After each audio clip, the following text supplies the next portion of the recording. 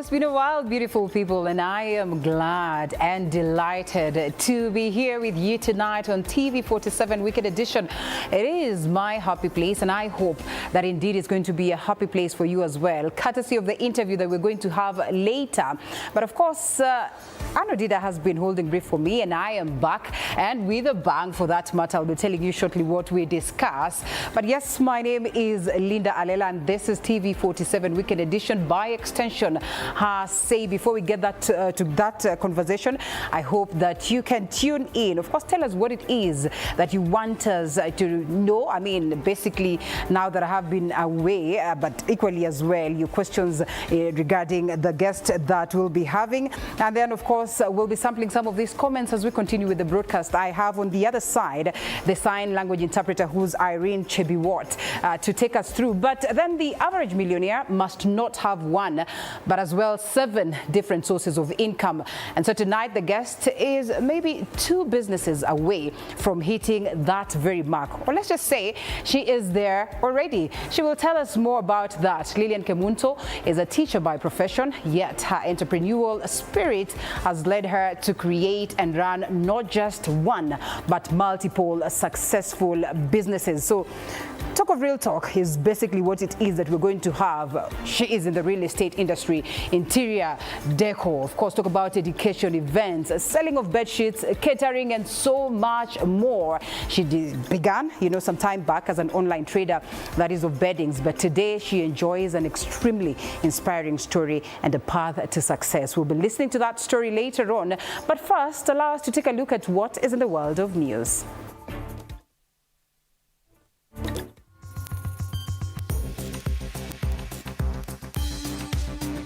Tonight, Deputy President Rigathi Gachagua now says that members of parliament are being bribed with millions to append their signatures to his impeachment motion, which he says will negatively affect the president. Utakosana na watu milioni 7 ya Mount Kenya. And a section of Kenyans expressed frustration with the SHA registration process, with some decrying a mixed-up dependence information. A family in Kasarani wants the government to assist them in tracing the whereabouts of their kin who went missing during the anti-government protests in June. Wale wamezika watoto wao. Hao wako na amani. Mimi sina amani.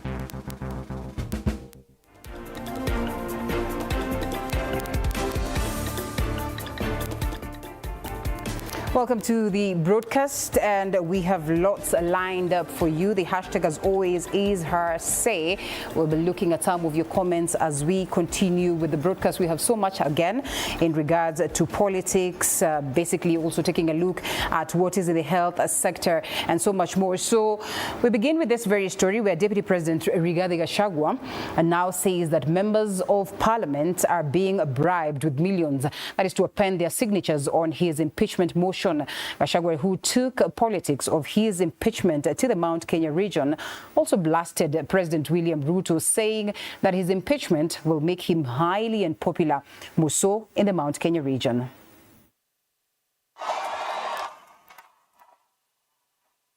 Even before Deputy President Rigathi Gachagua's impeachment is processed in Parliament, a fresh debate is in the offing over the man or woman to replace Gachagua if the motion goes through. President William Ruto's allies have already shortlisted Gachagua's potential successors, a sign that Gachagua's fate in the ruling broad-based coalition has already been settled. About the transfer. According to Kenya Kwanza insiders, 2 meetings held this week on Tuesday and Wednesday set the stage for Gachagua's replacement, with the Interior Cabinet Secretary Professor Kithure Kindiki emerging as a favorite to succeed Gachagua. He's one of the people who have been performing very well. And given that, I don't know whether he's going to be appointed, although we are more certain that we know who is going to be given, but we don't want to pronounce that. For most of us who are not from Mount Kenya, who convinced the president otherwise, but we have since apologized to Professor Abraham Kithure Kindiki, that indeed we were, at that time, I think we were possessed by demons. Kindiki's dilemma, despite his endorsement by Mount Kenya East, is finding acceptance in Mount Kenya West, where Gachagua enjoys massive support. Other shortlisted candidates from the Mount Kenya region are Lands Cabinet Secretary Alice Wahome, Kirinyaga Governor Anne Waiguru, and Kiharu MP Ndindi Nyoro. Prime Cabinet Secretary Musalia Mudavadi from Western Kenya has also been shortlisted. The Kiharu MP is however said to have rejected the offer, citing his young age. Ati walete Profesa Kindiki mtoto wetu tuanze kumpiga. Hatuwezi kubali. Unajua wanafikiria sisi ni wajinga. Ati wapiganishe huyu na huyu na huyu. Na hii maneno tuliona wakati ya Moi. In what appeared to be a hint of things to come, the G7 governors group and more than 30 MPs this week endorsed Kirinyaga Governor Anne Waiguru for the Deputy President's slot. Waiguru has been a fierce Gachagua critic. Once Rigathi Gachagua is impeached, give him about 2 months. Nobody will remember Rigathi Gachagua. People will be meeting him on the streets. They don't recognize him. He will just follow the route of Ferdinand Waititu. And you know, when you are impeached, you are not suitable to hold any public office. The Gachagua succession shortlist arose from 2 crucial meetings this week. One chaired by Deputy President Gladys Bosholei on Tuesday, where she convinced reluctant Rift Valley MPs to impeach Gachagua, arguing they cannot allow their own son, President William Ruto, to be antagonized. A follow-up meeting by their Mount Kenya counterparts on Wednesday, attended by Majority Leader Kimani Ichung'wah, CS Kindiki, and Governor Anne Waiguru, is said to have a bit of a tweak on that very story, but of course we'll be talking some more about the conversation or the impeachment of Deputy President Rigathi Gachagua still on it, and that he now says that members of parliament are being bribed with millions, that is to append their signatures on his impeachment motion. So let's pick that particular right story as we get to more on that. Politics to impeach Deputy President Rigathi Gachagua is now hitting the fever pitch as political leaders across the political divide giving their say on the ouster bid. The DP retreated to his Mount Kenya backyard, traversing the counties of Kirinyaga, Embu, Meru and Tharaka Nithi. It is here where the DP warned the president how the motion, which is said to be supported by at least 300 MPs, will result in a dipping in his popularity in the Mount Kenya region. Wale wamekuzunguka. Ati ukuje ufukuze naibu wa rais ambaye ako na wafuasi mamilioni ya watu. Wewe rais ukikubali hiyo, utakosana na watu milioni 7 ya Mount Kenya. The DP, who was accompanied by his allies, alleged that some of the MPs who appended their signatures were bribed with 5 million shillings each to remove him from office, with some of his allies also asked to join the fray.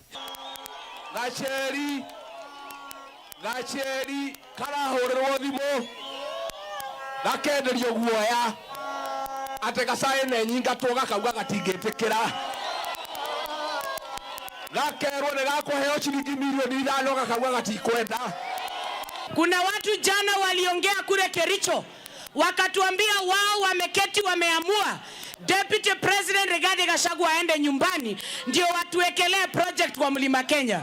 We want to tell them, hapa nyumbani hata kukua mzee wa nyumba 10 lazima watu waulizwe maswali.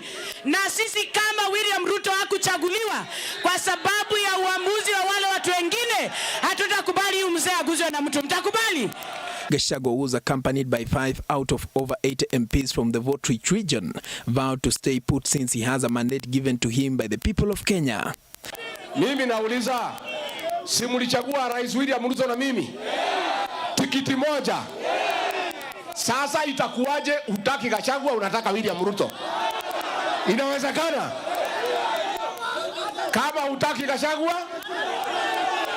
Si ndio? Siko namna hiyo? And it is now boiling up to be a scenario of dire straits for the self-proclaimed king of the mountain, with the UDA party leadership mulling his removal from the ruling party. And in fact, should that motion of impeachment sail through, our immediate concern then will be to eject him also as a member of the party. Paul Kirobi, TV47, Nairobi. Still on the Gachagua wars, and a section of leaders allied to the president, that is William Ruto, now say that Deputy President Rigathi Gachagua ought to have left the administration for, among other things, pushing the tribal agenda. The leaders, led by Kotu boss Francis Atwoli and President Ruto's personal aide Farouk Kibet, say that the president is firmly focused on fulfilling the campaign pledges and should not be derailed. Leaders allied to President William Ruto have accused Deputy President Rigathi Gachagua for what they term as an attempt to cripple the Kenya Kwanza administration by causing mayhem within the administration ranks.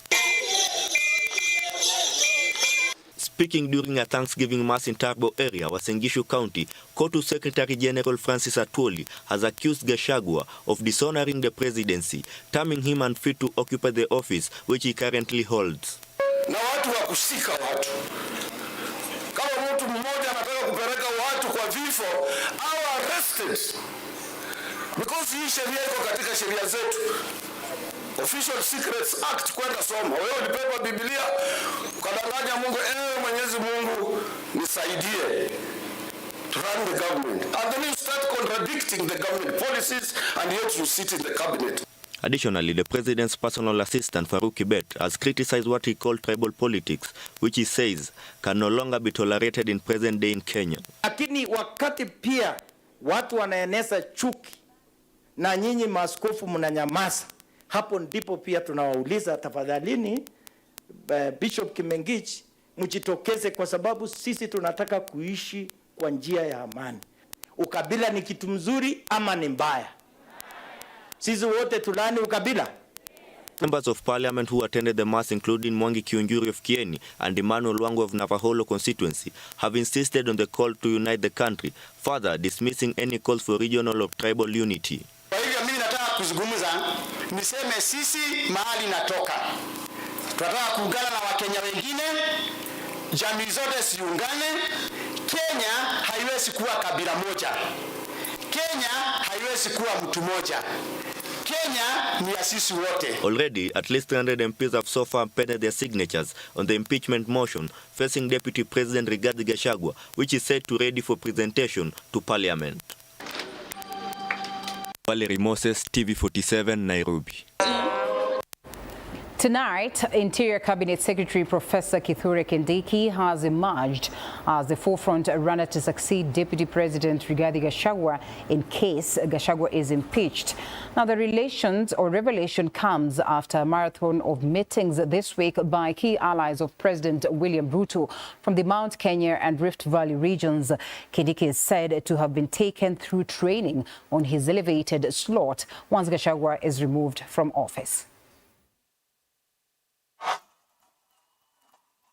Even before Deputy President Rigathi Gachagua's impeachment is processed in Parliament, a fresh debate is in the offing over the man or woman to replace Gachagua if the motion goes through.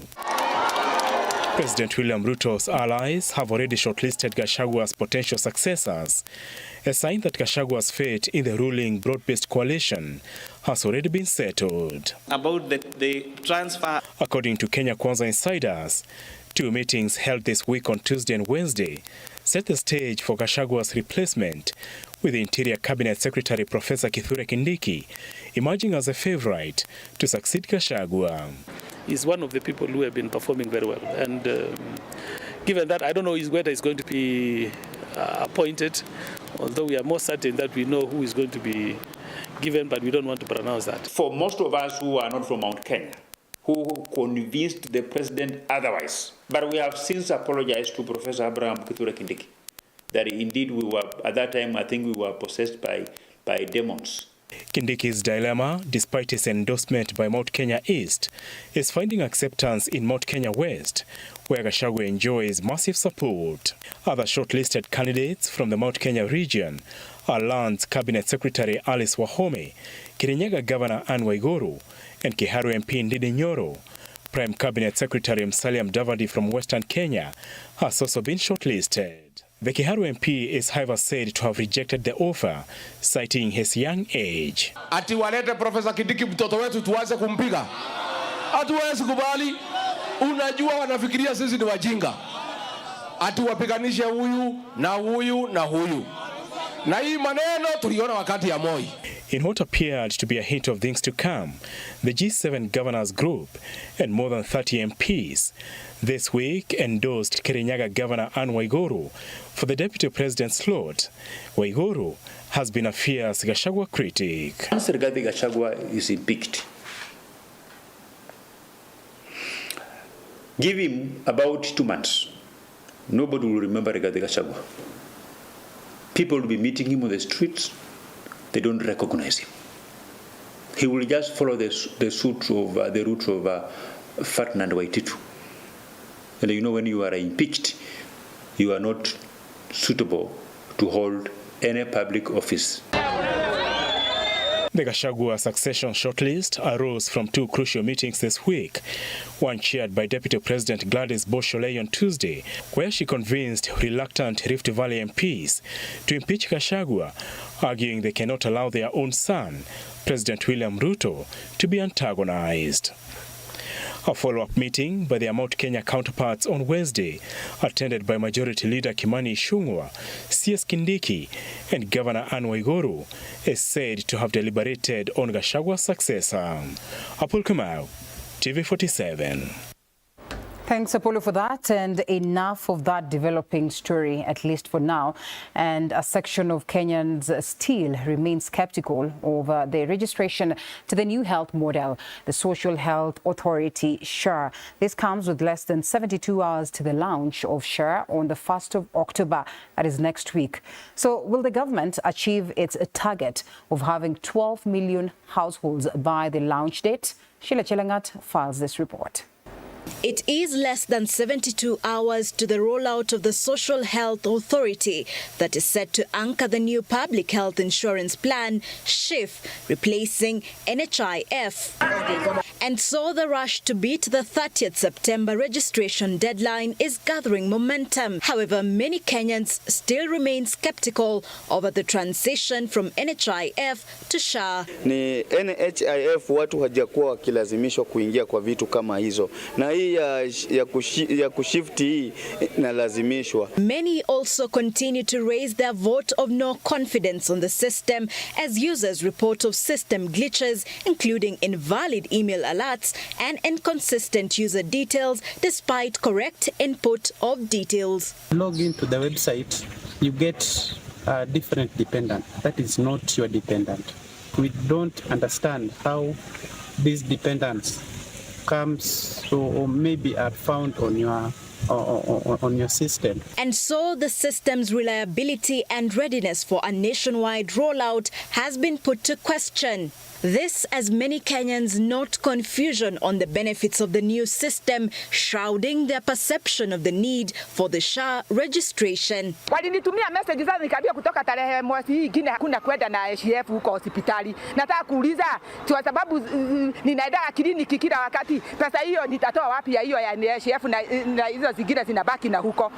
Huwa inalipa bili zote za kutoka kliniki ya kwanza mpaka ya mwisho na magonjwa yote. Sasa hebu angalia SIF nayo inakulipia kwa mara mbili. Sasa tunaangalia utofauti wa msaada wa SIF na NHIF hatuoni. SHA will be launched on the 1st of October next week, with the government allocating 6.1 billion so far for SHA implementation. That is just a fraction of the 168 billion needed for full implementation. Mambo ya SHA itatusumbua watu wengi. Kitambo hiyo process ifikie, naona kwamba haitaleta sura mzuri na itafanya watu wengi wakose imani na SHA, walikuwa wamezoea mambo ya NHIF. It is now a race against time for the government that has tasked national government administration officers to oversee registration of 12 million households within this short time frame. Sheila Chelangat for TV47. Historically, banditry attacks have always been witnessed in the North Rift. However, there are now concerns over the vice escalating to other parts of the country, that is including Meru, Kitui counties. Elizabeth Atieno now reports. Banditry remains a thorny issue, especially in the North Rift. It is a menace that has led to loss of lives and livelihoods. Niko tayari kutumia budget yote ya ministry kuhakikisha tumeangalisha hao vijana, tumewaangamiza kabisa na kuwatoa katika Jamhuri ya Kenya. And now the vice seems to be escalating to other parts of the country as well. For instance, in Kitui County, these security officials have been left scratching their heads as they seek to restore peace in the South Kitui National Reserve, which was encroached by thousands of herders. Security officers were then deployed at Konakaliti police station, which is situated within the game reserve, but that did not deter the gun-wielding camel herders. On Thursday evening, the gang of herders ambushed and pelted stones at a police convoy that was headed to Konakaliti to reinforce security in the area. The officers have since been withdrawn for their safety. What we urge the communities on both sides of the boundary, that is in Tana River and Kitui, is to maintain peace and tranquility. Elsewhere in Meru County, a burial ceremony of 2 men killed with an arrow in a suspected banditry attack was underway. The burial was, however, disrupted by angry residents of Mutwati who have since decried runaway insecurity in the area, further demanding for the speedy intervention of the Ministry of Interior. We are tired of burying our people who are dying unwarranted deaths. Na hakuna mipangilio yoyote wameweka ya kulinda watu wetu. Sasa leo ndio tumeamua tufanye maandamano. Back to the troubled North Rift, which has been the epicenter of banditry attacks for decades. The Cabinet Secretary for ESC and the ASOL region, Beatrice Askul, and Sigor Member of Parliament Peter Lochakapong have put bandits on notice over rampant cases of insecurity in the North Rift, especially along the West Pokot and Turkana border. Ndio sababu maendeleo hampati, na tunashukuru Mungu kwa sababu hii wizara sasa nimepewa. Mimi nitapambana na nyinyi watu wa kuuana hapa kwa hizi mipaka. Na sisemi mchezo. The recent surge in banditry attacks in counties outside the North Rift is raising concerns on the extent of banditry in the country. As of July this year, 75 people had been killed and 2,500 displaced in banditry attacks witnessed since January 2024 in the North Rift. In 2023, Kenya launched the Operation Maliza Uhalifu initiative as a multi-agency disarmament effort in the troubled North Rift, which has since proved futile. Elizabeth Atieno, TV47. The announcement by the Met Department on the start of the short rains season in various parts of the country, that is including Nairobi, has come as a terrible news. That is for Mukuru kwa Ruben residents, most of whom have to seek temporary shelter away from their homes due to floods. Our reporter Ruga Ival toured the area and found out that the problem could have been averted if the area leaders fulfilled their pledges. With every drop of rain that pounds the Mombasa zone area of Mukuru kwa Ruben here in Nairobi County, many more residents are bearing the direct brunt. Sasa kama saa hii ni saa 2 na maji iko hivyo, unafikiri ikifika saa 4 ama saa 5 kuna mtu atarara kwa nyumba? This was the situation on Friday, a scenario which forced many residents to seek temporary alternative shelter due to flooding. Kuje kosa kama familia 100 wale watu ambao hawakulala kwa manyumba zao kwa sababu maji iliingia. Kama siku ya leo, kama usiku wa leo mvua ilinyesha tu kidogo tu, lakini hatujapata amani, hata hatujalala kwa nyumba. While the menace is largely expected due to the makeup of the area's landscape, the already bad situation here is made worse, largely due to negligence from leaders who are otherwise supposed to make the residents' lives better.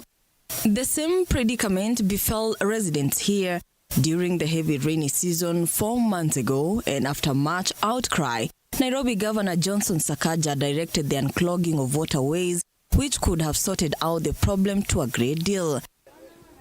However, that pledge remains just that, a promise of action.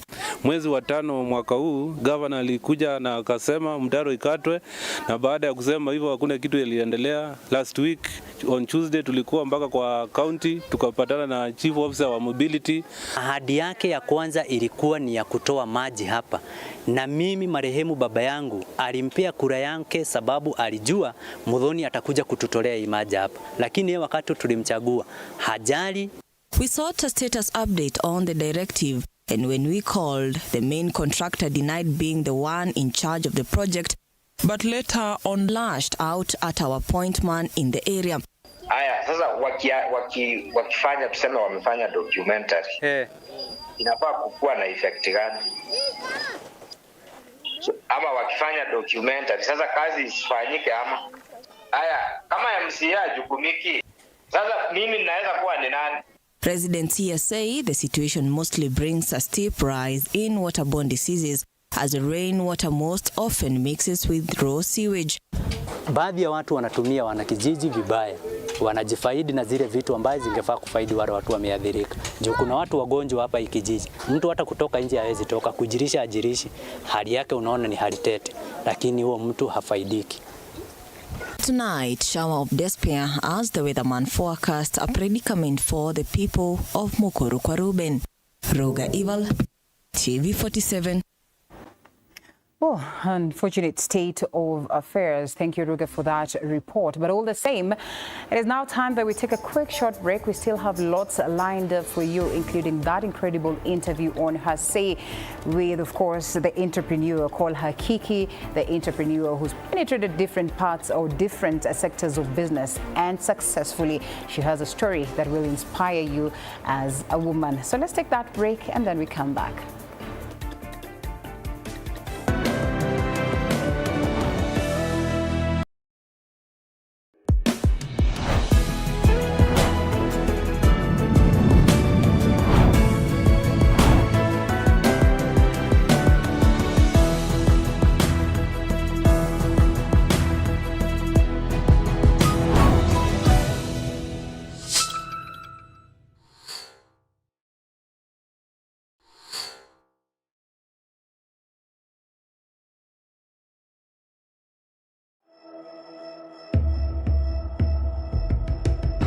June 2024, nationwide protests broke out in Kenya, opposing the 2024 Finance Bill. As the situation threatened to get out of hand, police officers were deployed to quell the unrest. Among them, Chief Inspector David Maina. Then hell broke loose. An explosive device went off, ripping off his forearms. He survives to tell the story. I removed the pin, but there was, I don't know, there was some resistance. That pin, there was some problem with removing the pin. When it finally got off, and then I was just about to throw my stun grenade, I just saw darkness. Join TV47's Lennox Sengre as he brings you an exclusive interview with Chief Inspector David Maina.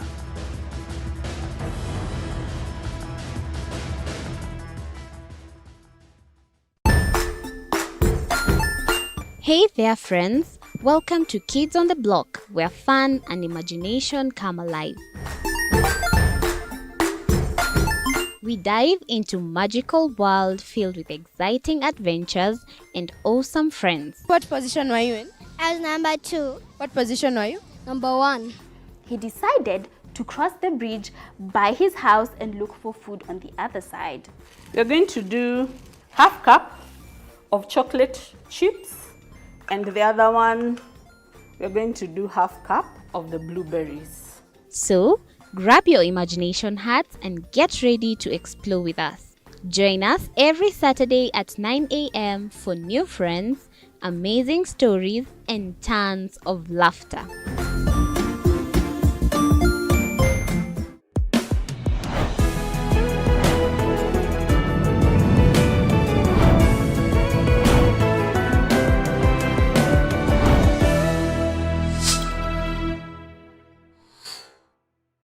Join us as we explore the journeys of those who defy the odds and break barriers.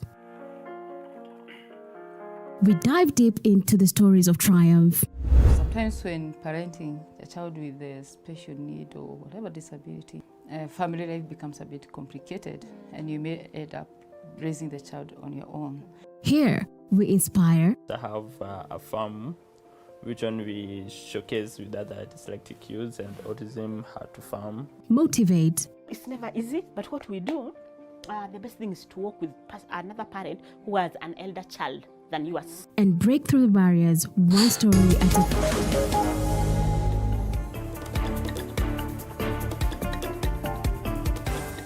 Welcome back to TV47 Weekend Edition, and straight to more news. A family in Nairobi is now calling on the government to intervene and help them uncover the mystery behind the disappearance of their kin, Emmanuel Mukuria.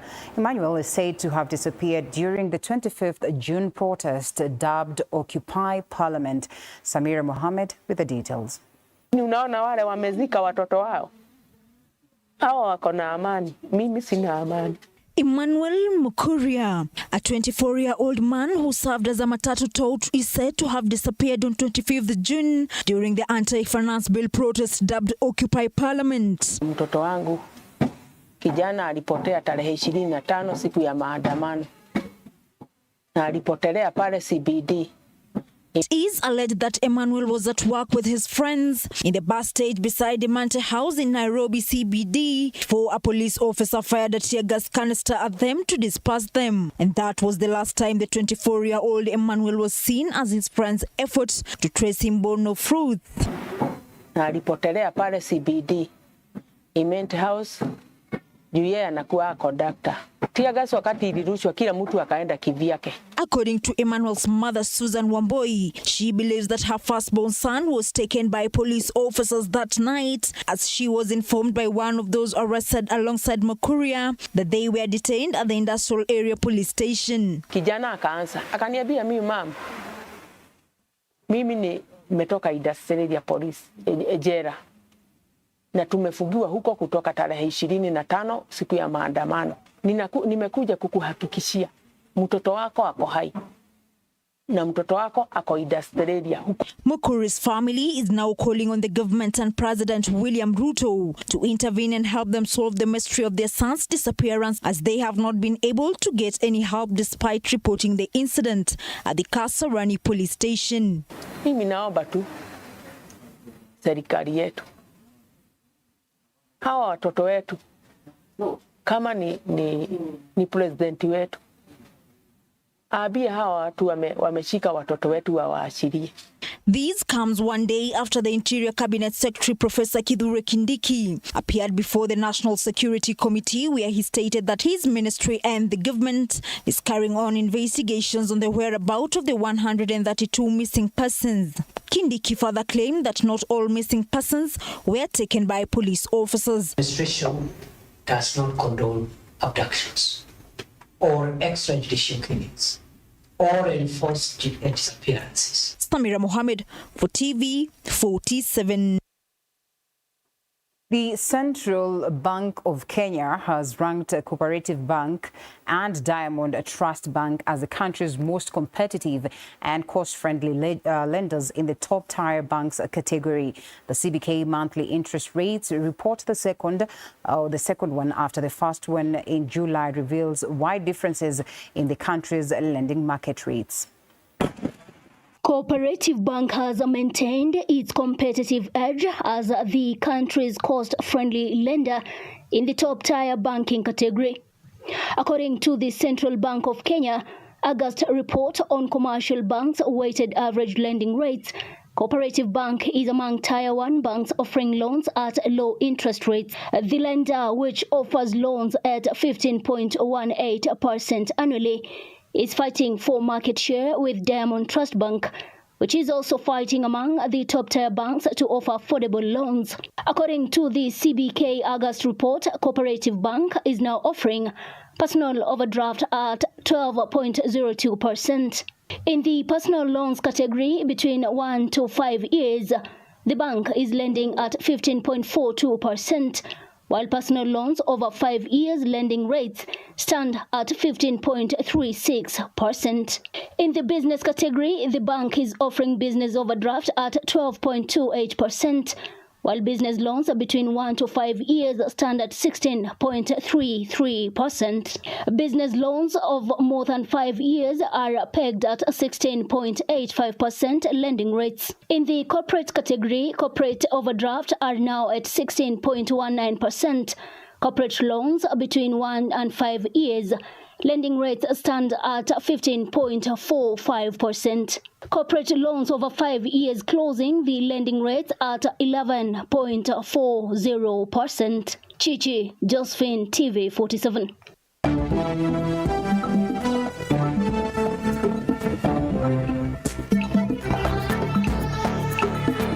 Sports news brought to you by Maybets. Join Maybets leo upate free bet papo hapo. Fanya hivi, chagua home team to win, yani number 1 au draw X au away team 2 kwa game ya siku ya free bet. Weka namba yako ya simu, weka password ya account yako, chagua submit free bet. Utapata free bet kwa account yako ya Maybets. Usisahau kuverify account yako. Kama hutakuwa verified, utapoteza free bet yako after 2 days. Betting is strictly for 18 years and over. Play responsibly. Terms and conditions apply. BCLB number 0000578. Maybet na minia na najishindia. Pesa inavutia, inavutia. We get sporty, and the Kenyan national rugby legends team cruised to a 24-15 win over the Ugandan national rugby legend team in the Legends Cup tie played today evening at the RFUEA grounds. Kenya took the lead early in the first half, and despite an improved performance that is from the Ugandans in the second half, well, the home side remained resilient and comfortably cruised to victory. The Legends Cup was organized in a bid to educate the young players on the strategic investing thoughts or thorough that is through their talents.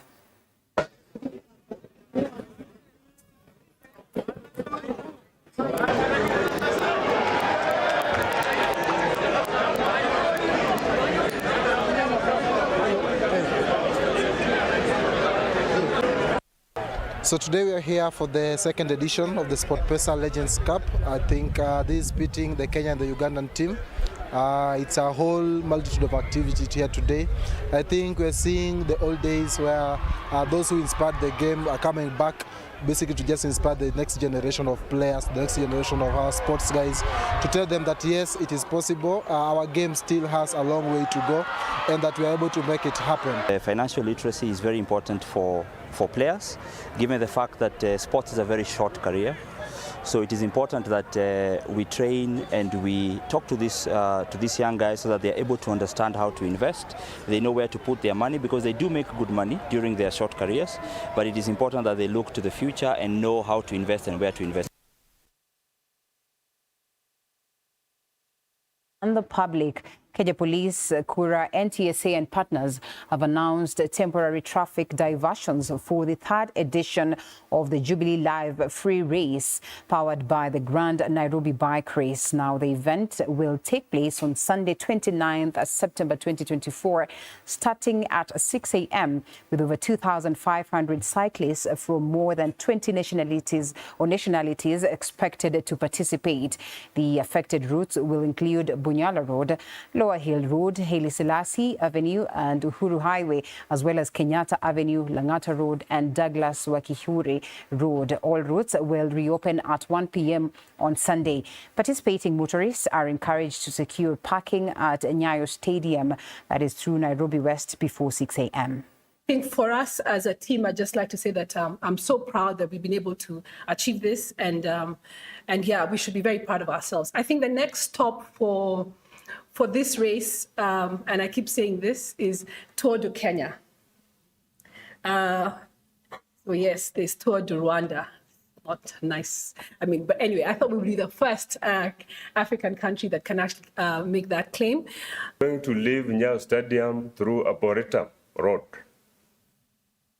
Aerodrome Road, and come to Bunyala Roundabout. At the Bunyala Roundabout, we are going to go up. Bunyala Roundabout starts at Lower Hill, towards Hill Park Hotel, or towards former NTSA offices, or towards former World Bank headquarters. Then we are going to take Lower Hill Road. We'll go along the Lower Hill Road, behind the British High Commission, and join Haile Selassie Avenue near Ministry of Agriculture. At the Haile Selassie, ladies and gentlemen, the participants will going to roll down towards Uhuru Highway. At the Uhuru Highway, Haile Selassie roundabout near Parliament.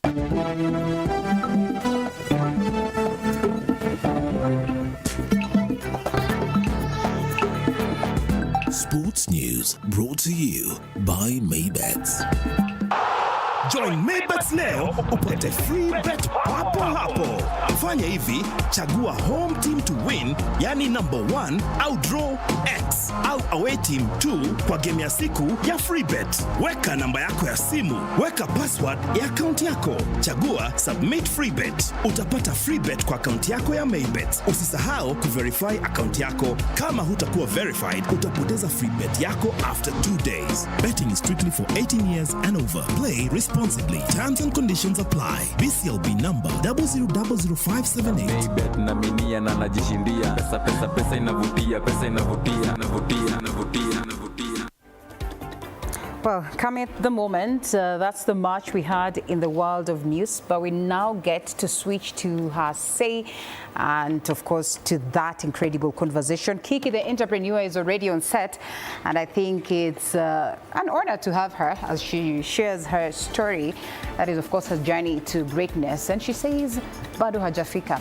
And now that we'll be having the Mombasa people watching, we're going to mix this with some bit of Swahili, you know, because then it's important that, you know, she speaks to her audience. She'll be telling you more about what we're saying about Mombasa and, you know, her journey out here. At this very hour, allow me to release Irene Chebiwot, Asante Sana Irene Chebiwot, that is on the sign language side. Shortly, we'll be having our very own, that is Catherine Simaloi, on that beat. And Asante Sana for creating time to be here with us. All the way from the coast. Yes. Mombasa kwaendelea bwana joto. Joto sio Wajua na kuangalia na shangaa vipi bwana, mbona una sweater? No, it's usually cold. Yeah? It's cold here. It is. Yes. So you're supposed to be having a sweater.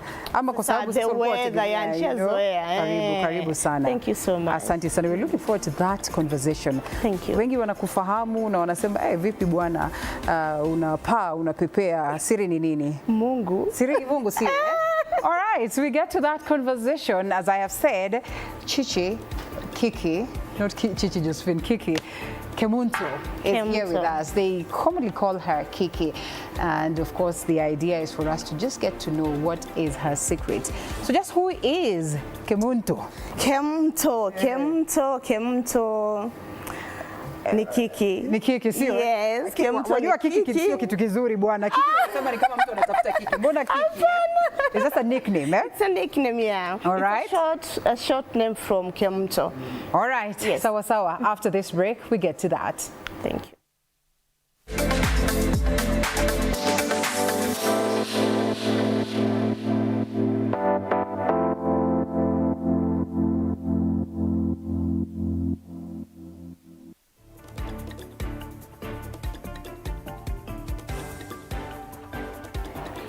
Lilian Kemunto, commonly known as Kiki, the entrepreneur, is here with us tonight, and the conversation begins right away. Familia vipi? Salama. I have 2 boys. Yes. I'm married. I've been married for 14 years. Right. I'm blessed with 2 boys. They must be grown. Yeah, the last time I heard of them was like 2 years ago when I was just following up on who Kiki is and all that. Yeah, they're grown. They're all Firstborn is 14 years. Ooh, Elisha. as old as the marriage. Yeah. Lastborn, Gabriel Gedalia, is 8 years. Yeah. All right, so Kiki is a mom. Yes, I'm a mom. An entrepreneur. Again, I'll say this. The last time I heard of you, or basically followed on something that you were doing, yes, it was like 2 years ago, and you had already established 5 successful businesses. Have you hit the millionaire mark? That is 7 successful businesses. I mean, tell us more about them. You know? I think so, and it's by God's grace. It's by God's grace. Yeah, by God's grace. Yeah. So what does Kiki do when we're talking about entrepreneurship and all that? I have 2 schools. I started with Precious Kids. Right. That is in 2013. Yeah, that is Precious Kids. It's located in Bamburi, Vescon 1. Then after that, I have the Cambridge. Then I started Cambridge. Okay. Yes. All right. But this is not where you began when we're talking about entrepreneurship. And so what was the shift? What is it that you began with before now getting into these schools? I was a teacher. I was a preschool teacher. All right. So yes. you opening up schools was based on that? Yes. All right. Your education background? Yeah, I have a master's in education. All right. I have a degree in psychology. So it's easy for me to deal with kids.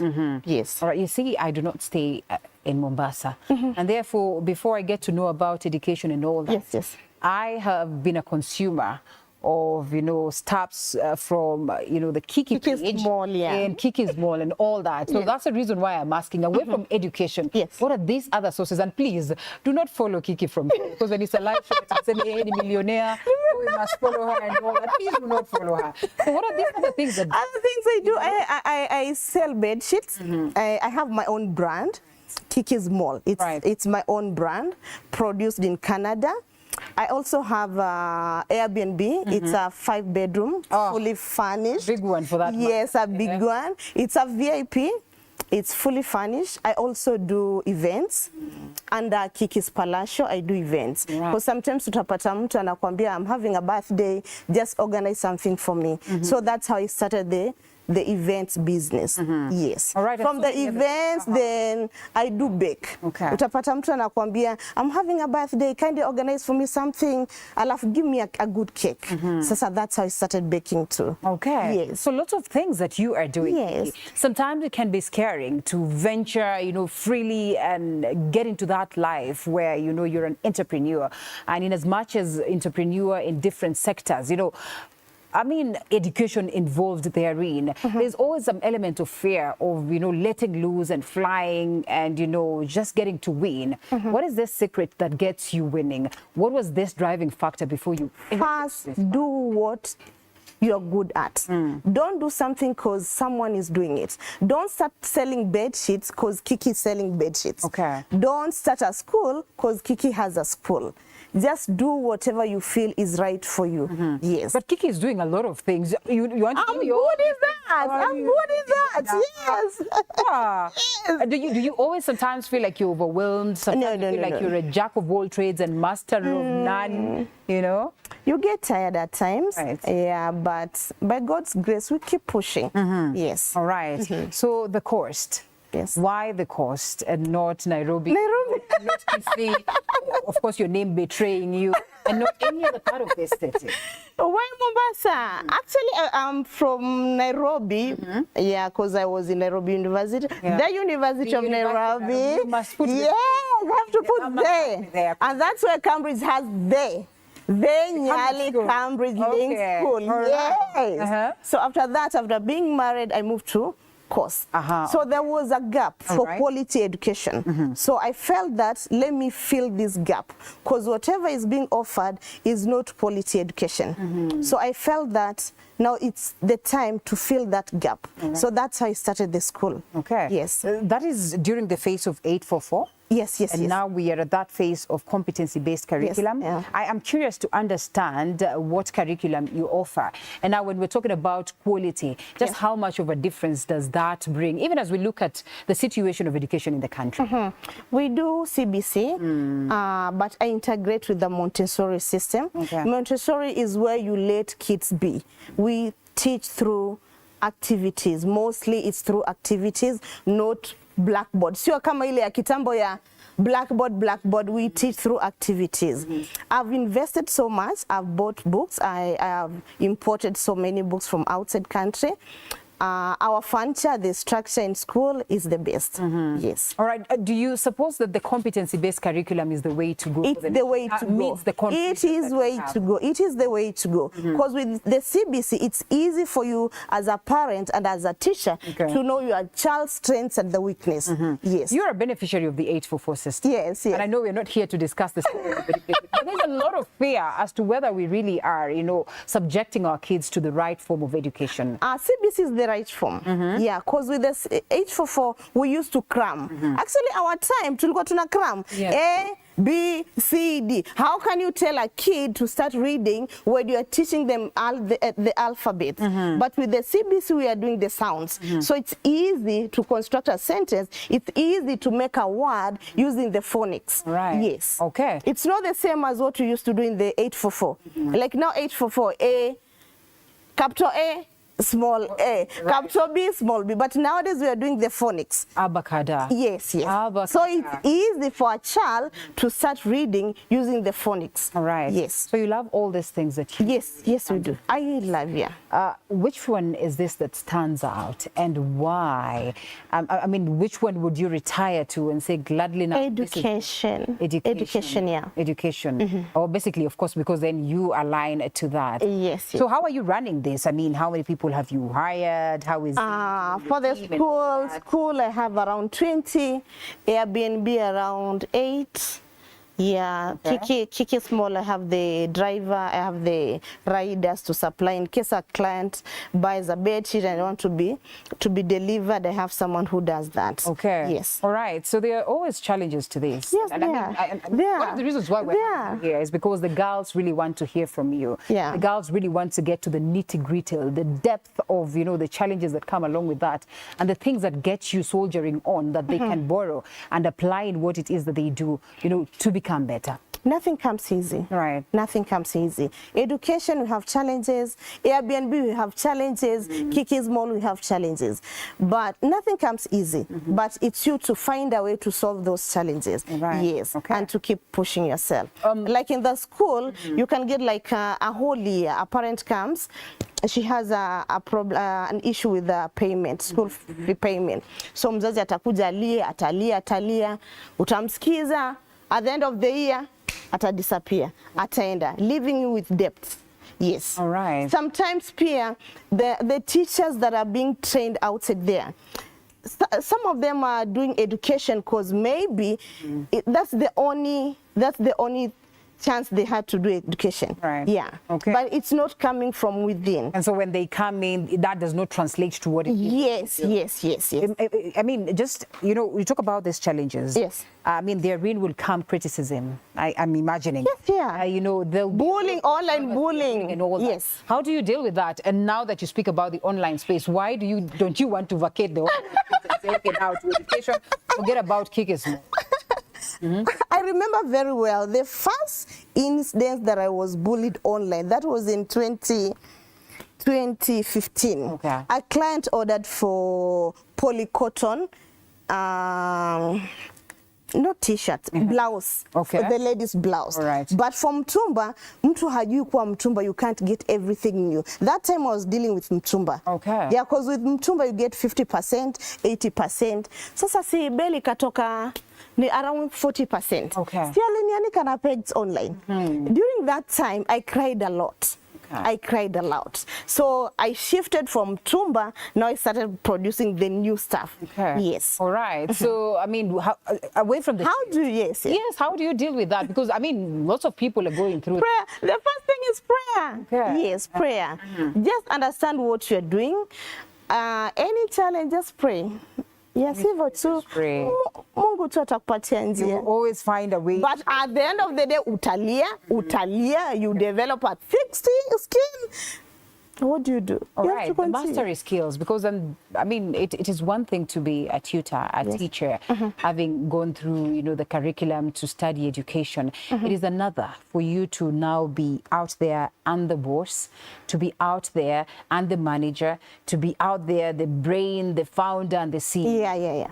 Just how do you carry yourself when it comes to it? What is this one? It depends. The factor that helped me a lot. In school, I'm also a teacher. I teach grade 2. My grade 2 students. Yes. I also teach theory and English. So there is time for everything. If I'm supposed to be a manager, I will. Yes. Okay. If I'm a teacher, I have to lower myself down. If I'm teaching the grade 2s, I have to go down to their level. Okay. Yes. Beautiful. And you have to understand everyone. Yeah. We have different personalities. We have different staffs. Everyone has a different personality, different characters. You have to understand all of them. You have to manage all. You have to manage all them. What is a typical day for you? Depends. And I know it's a cliche. It's more. Yeah, like depends. There is a day you won't get you'll get accidents in school. Mtoto ameanguka, amegongwa na jiwe, you rush the kid to the hospital. There is a day you will wake up, staff hajakuja shule, hachukui simu. It depends. Yeah. Right. Different days, different situations to manage. Okay. Yes. Mombasa VP, in terms of business, in terms of, you know, education and all that space, are there times where you feel like maybe I need to go back to Nairobi? No. No. Yeah. No. Mombasa, there was a gap in education, so I had to fill it. Okay. When I have established myself well, nitakuja Nairobi. Yeah, You'll fly far, yes, I will. Allow us to take a quick short break, you know, to lipe madeni hapa na pale. After the uzidi kuwazungumzia watu wako wa Mombasa. After this break. Thank you.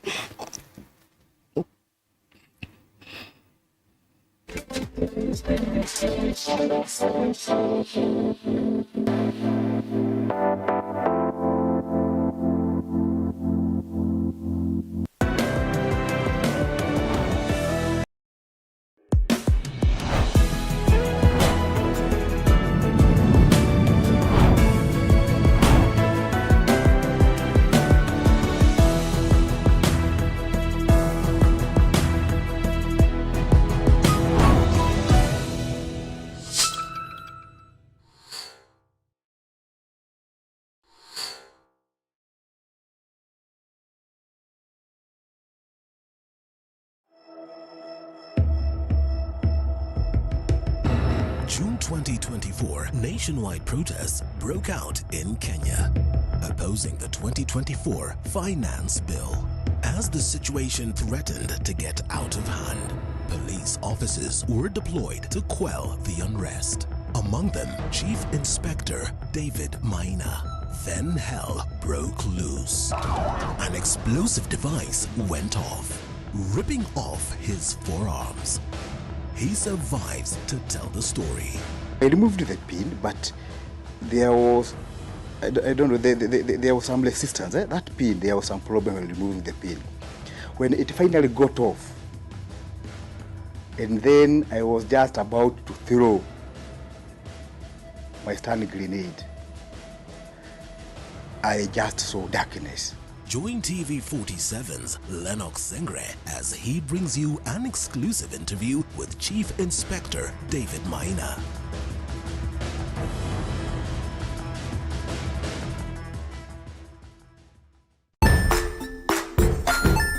Hey there, friends. Welcome to Kids on the Block, where fun and imagination come alive. We dive into magical world filled with exciting adventures and awesome friends. What position were you in? I was number 2. What position were you? Number 1. He decided to cross the bridge by his house and look for food on the other side. We're going to do half cup of chocolate chips, and the other one, we're going to do half cup of the blueberries. So, grab your imagination hats and get ready to explore with us. Join us every Saturday at 9 a.m. for new friends, amazing stories, and tons of laughter.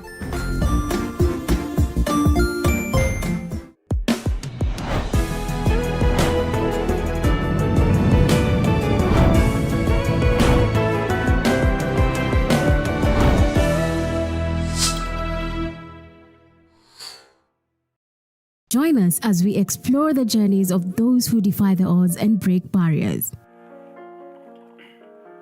We dive deep into the stories of triumph. Sometimes when parenting a child with a special need or whatever disability, family life becomes a bit complicated and you may end up raising the child on your own. Here, we inspire. I have a farm which one we showcase with other dyslexic youths and autism, how to farm. Motivate. It's never easy, but what we do, the best thing is to work with another parent who has an elder child than yours. And break through the barriers one story at a time. Push your boundaries beyond the limit. Saturdays at 8 p.m.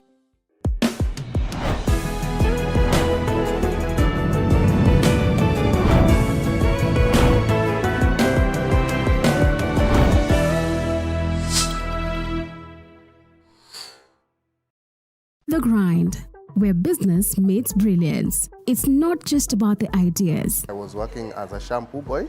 I used to wash clients' hair on the sink. It's about making them happen. From big wins. In primary school, when we would be asked what people want to be, I was categorical that I want to be a nurse. To hard lessons. The consoles change, the gaming equipment keep changing. We cover it all. Tune in to The Grind, where every episode is packed with insights. The person who is serving customers, always be a customer-centric. Strategies. When you pay attention to detail, you get luxury items. And stories to fuel your ambition. Don't just dream it, grind it. Mondays at 7:30 p.m.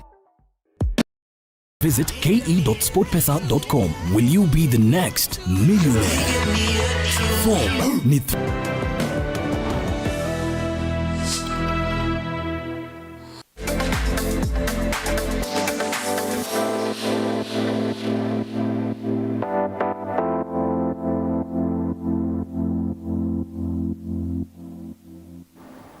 Lillian Kemunto is our guest tonight on Her Say. I call her Kiki, the entrepreneur, sharing her story. So Kiki, you are diversifying numerous aspects of business, and I know you've told us that basically you are run by passion. But just what is this one thing that drives you in line with that? Because then one would want to ask, you know, how do you get to balance all of them? How I balance? You know? Plus family, because that is a business. It's a business as well, yeah. I've organized myself, yeah. Like early in the morning, nikiamka najua I'm starting with Cambridge. After Cambridge, I'll move to Precious Kids. Then after that, I'll come online, check the orders. Yes. You're doing a lot of things, Kiki. You appear to be the brand across all your brands, even in terms of face and everything. Who is this other person who is a backbone to it? And I know you're going to tell me it's Mzee. It is Mzee. What has he done that... Mzee keeps me pushing. He knows my potential. He knows what I'm capable of doing. So he's the force behind. Yes. All right. Atajua tu atasema, Kiki, I know you will do this.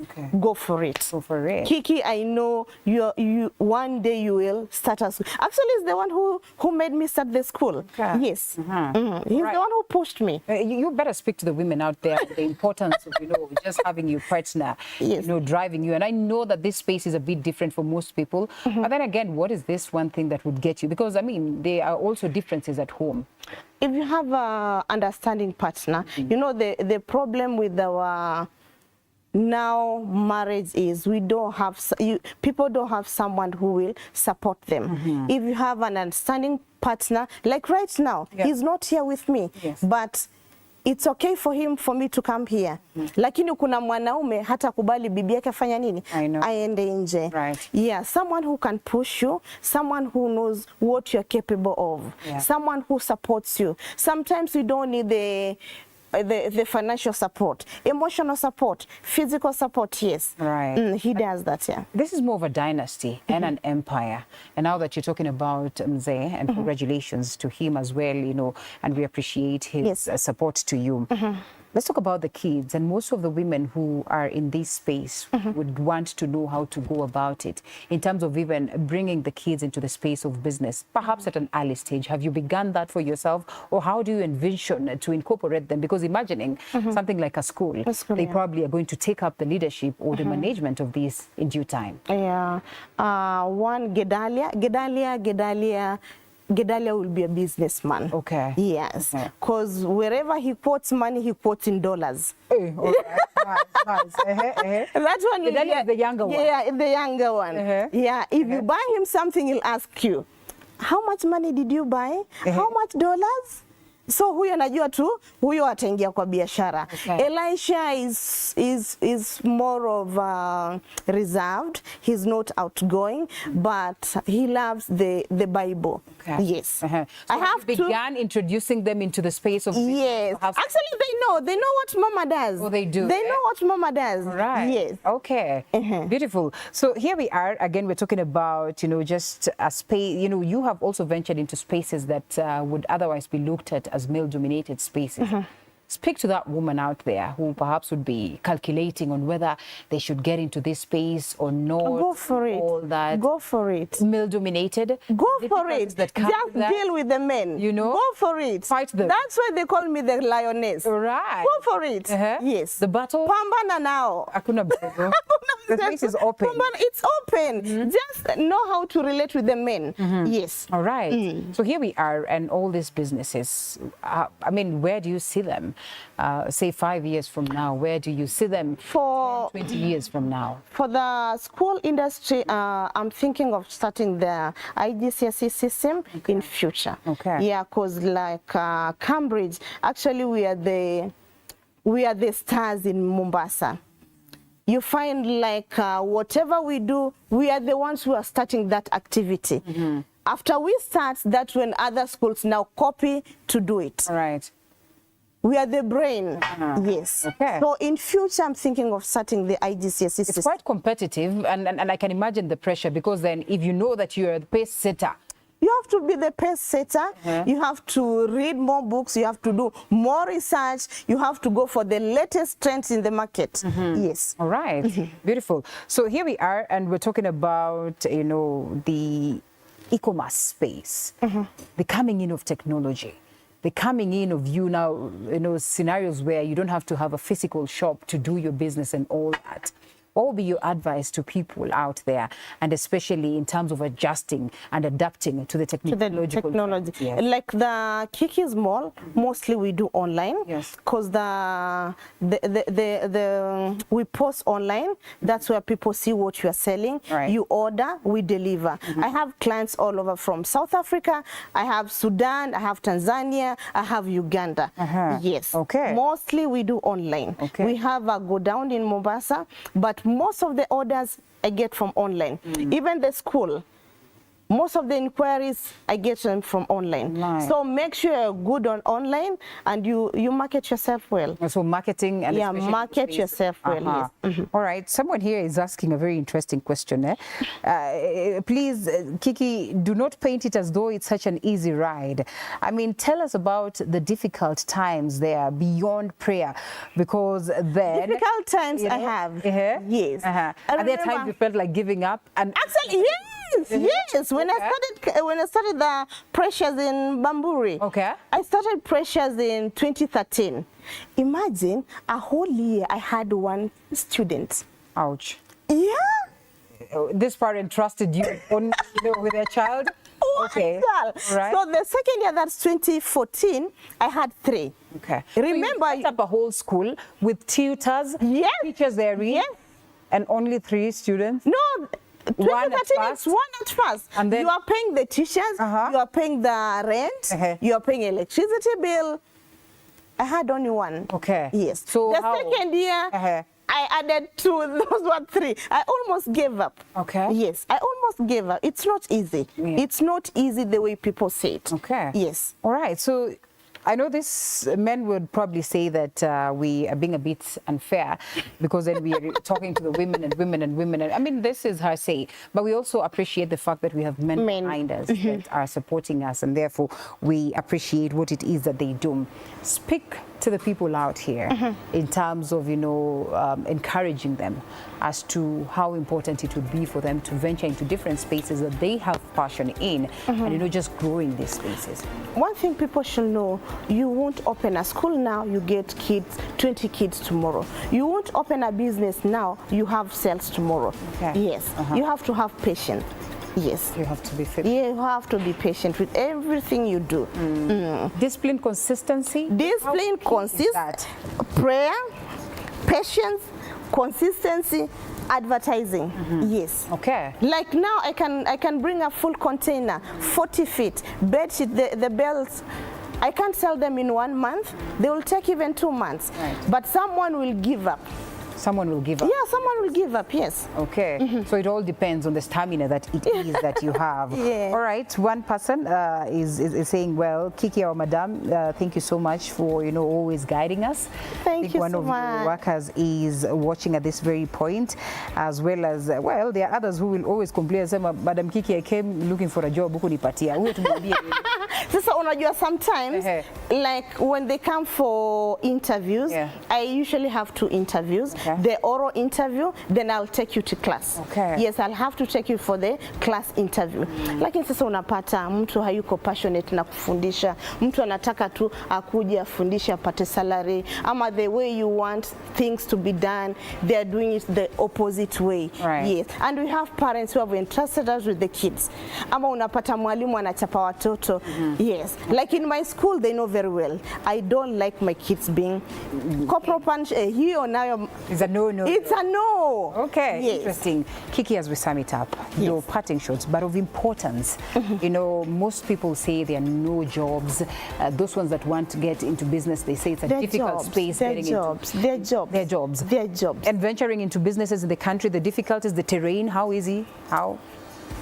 What are some of the things you'd wish for the government to adjust as we close? Taxes. Yes. They're punitive. Taxes. Yes. What about the registration processes? Registration for the school, if you have all the documents, it's easy. Yes, that's what people don't know. Watu wanataka kufungua shule without papers. You can't run a daycare, a preschool without papers. So when the askaris come to you, you start crying. Why can't you follow the correct procedure? Yes, have the papers. Pay all the taxes, pay Kanjo, city council, and you're good to go. Okay. Kiki, I know we all can always have lots of stories to make, but then again, we certainly hope to visit Mombasa one of these fine days. So we get to the ground and yes, you have to. Yes, you have to see my babies. Soon. Is Emmanuel and? No, Elisha. Oh, the babies and now basically the things that you do. Yes, those are my babies. Yes. We're looking forward to that. Lillian Kemunto, thank you so much. A teacher by profession, but as well an entrepreneur, taking up numerous spaces from Nairobi University. So that, yes, from the Nairobi University. It was nice having you. Thank you so much. Asante sana. And as well, thank you so much for keeping it TV47. We still have lots coming your way, including Ira Vibes. It's a Saturday. You must vibe to the jam. As we close it, my name is Linda Alela. On the